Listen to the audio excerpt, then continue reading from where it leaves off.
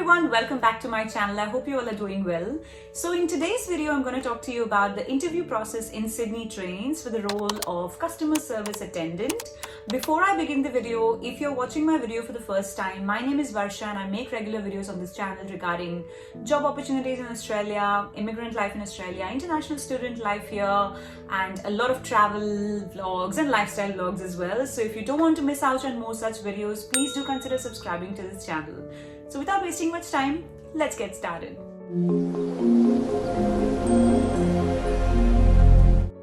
So I've divided this video into two different parts. So the one you're watching right now is part one, and in this part I'm going to talk to you about what the customer service attendant role is, what are your day-to-day responsibilities, roles and responsibilities pretty much, talk a little bit about Sydney Trains and the benefits of working with Sydney Trains, and tell you a little bit about the package and the hourly rate that you get, and also tell you about where you can apply for this role. I'll leave a link because I think they are hiring right now, so I'll leave a link in the description box below for you.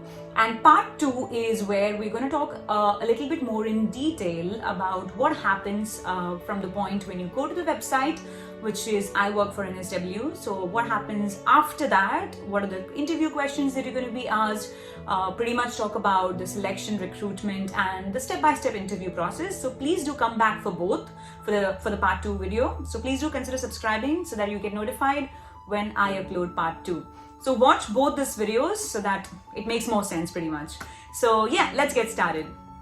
So being a customer service attendant with Sydney Trains is an awesome job and it's really rewarding as well. This is what I've heard from people who work there. The team is really friendly, passionate people, and you also get to travel throughout Sydney. So this role is a customer service role and it's pretty similar to any customer service role in any industry. And if you are somebody who travels and uses Sydney Trains on the regular basis, you would have seen people wearing the Sydney Trains uniform and they're on the platform assisting customers, helping you with directions or train timings or platform change and things like that. So that's the kind of role it is. But there are also some challenges in this role. Sometimes in challenging situations where you would have seen that there are a lot of people who, jump on the platforms and things like that. You keep hearing that on the news. So in such a scenario, you have to be, on your feet. You need to take critical decisions on the time, but you're provided training for all these, so nothing to worry.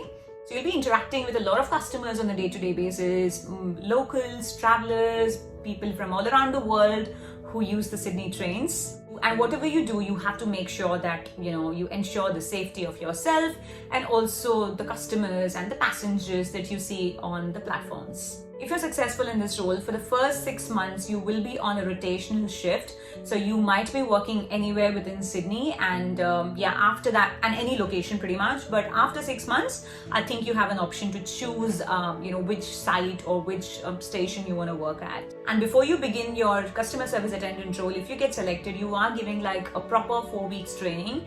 But it depends on situation. When there was COVID and they really needed a lot of people, the training was just for 2 weeks. So they might shorten the training periods as well, but on a normal day or on a, when there's not a lot of requirement, it is 4 weeks of full training, and it's a paid training obviously. Roles and responsibilities of a CSA on a day-to-day basis is to provide great customer service to the customers who they meet on platforms, on the train stations, maintain the safety standards, and also make sure that everything is clean and tidy around them. Say you will be like the face of Sydney Trains, so you have to be a good communicator, action-oriented problem solver. You need to be able to work in high-pressure situations, who's comfortable using technology, because that's what you will be using to grab information for your customers, like the train schedules and everything. And also during the safety and security check, if you think there is a safety issue in the trains, you will be logging all these through an app, and you will be given a phone like an iPhone, which will be like your work phone, which is with you 24/7 pretty much. You're also helping customers at the station who want to inquire about how the Opal ticketing system works, and also assist them with top up and everything. You will also be providing mobility support. So for any customers or passengers who have mobility issues or have disabilities, and if they are somebody who uses a wheelchair, so you have to assist them during boarding and deboarding the trains, and also you might have to provide assistance with people who are using prams as well. Another part of the role is cleaning the stations, which a lot of people are not aware about. So depending on the location that you are placed in, so if you are in a busy station like maybe Central, Town Hall, or anything towards the city where the station is really busy, you do not have to do the cleaning. They'll have special cleaners to do it. But if you are in a quiet station like maybe a Pendle Hill station or a quieter station, you know what I mean, so there will be no dedicated cleaner, so you have to be ready to do the cleaning as well. So like cleaning the bathrooms, emptying the bins, and yeah, that's also a part of that role. Let's talk about the shift timings and the work locations. Like I mentioned earlier, the work location for the first 6 months is pretty much throughout Sydney, so you do not have like a proper location, but after slowly getting into the job, you can pick a location and just stick to that. And in terms of working hours, for full-time it's 38 hours a week, and for part-time it's 20 to 25 hours. Irrespective of you being part-time or full-time, if there's extra shifts available, you can always pick those shifts if you're available to work, and you will obviously get penalty rates for that, which I will talk about in part 2. Just a quick tip for you guys: if at all you're planning to apply for this role, please do add these keywords in your resume, because these are the qualities that they expect the CSA to have. So if you have these keywords in your resume, there are high chances that your application might get shortlisted. So the keywords are excellent and strong communication, result-oriented, resilient, reliable, punctual, committed, and trustworthy. So add these words, it might just take you one step closer to getting your application shortlisted. So like I mentioned earlier, once you get selected for this role, you're going to have 4 weeks of training. So you're going to be trained from scratch. Training program is a mix of on-the-job and off-the-job training. The job training is pretty much a workshop or a classroom type of a training, where you will have modules to complete on the computer regarding safety, about how all the things works, more about your role and everything. So that's what your off-job training is. Job training, as the name suggests, is when you get started and you are facing the customers. There's a lot of things that you will be learning, and you will also have a mentor who will guide you throughout this entire process.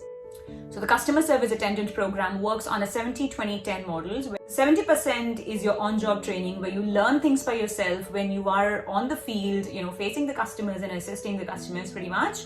20% is what you learn from your seniors, like your mentors, your managers and everything. And 10% is what your workshop training is, because that's just theoretical knowledge that you'll be getting when you are completing those modules and you're doing that computer online training. Rest is just what you implement and how you implement it and use it in your day-to-day life while you are performing the duties of the customer service attendant.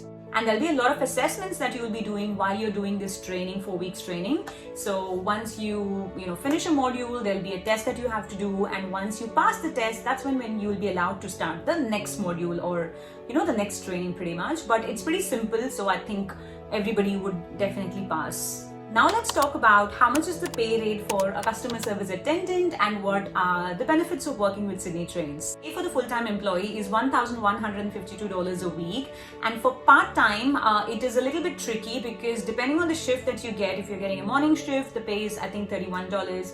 For afternoon it's different, for night it's different, but still, even if you are a part-time, if you're doing like 20 to 25 hours, there's a lot of casual extra shifts that's available. So if you pick that shift, and you will be obviously given penalty rates for that, like extra money for that. So if you're doing those shifts, you have the opportunity to earn around the similar mark, which is 1,152, or even more sometimes, which we'll talk about in detail in part 2. In addition to this, you will be getting 9.5 superannuation, and like I mentioned, if you work on the weekends, there's special rates, there's special allowances, there's penalty rates. If you're an employee of Sydney Trains, you get a pass, which is like a free pass, so you don't pay for trains throughout the New South Wales public transport system, so you don't pay anything, so you're just given a pass and you can use that to tap and tap off and everything. So this is valid on trains, buses, and also ferries, and this is valid within New South Wales. Leave entitlements: you have an annual leave for 5 weeks, long service leave of 2 months if you've completed 10 years of employment with Sydney Trains. There's maternity leave for 14 weeks. Sick leave is 15 days per year. And also they have a very strict drug and alcohol policy. So while you are on the job, you might be, asked to do a random, drug and alcohol test. Like any other job, obviously no employer wants you to come drunk or, stoned. So pretty much you might have to do this test. So yeah, they take these things very seriously. And also while you're on this role, you will be giving a uniform which you have to wear every day when you're going to work. Recruitment and selection process for Sydney Trains is on a merit-based system, and merit is decided by taking into account your work experience, your qualification, and your personality. How do you apply for this role? So you will be applying through I Work for NSW, and you have to create an account for yourself, upload your resume and all that, and you have the opportunity to apply for multiple government jobs. There are some pre-questions that you have to answer while you are submitting your application along with your resume. I think there are about 5 to 8 questions, but it might be more or less depending on a lot of things which I'm not aware about. But yeah, from what I know recently, it is about 5 questions for now. At that stage, there's going to be a phone screening, and once you pass that, you will be called out and there'll be an assessment day and a one-on-one interview. There's going to be police check and reference checks. All these points I'm going to talk about in detail in part 2. So please do come for that, and please do subscribe and press the bell icon as well so you get notified when I upload the part 2. So that's all for today's video. I'll see you again in the next one, and yeah, you take care. If you like this video, if you found it helpful, please let me know in the comment section below. And please don't forget to subscribe, because that will give me motivation to make more such videos for you. Thank you then. See ya.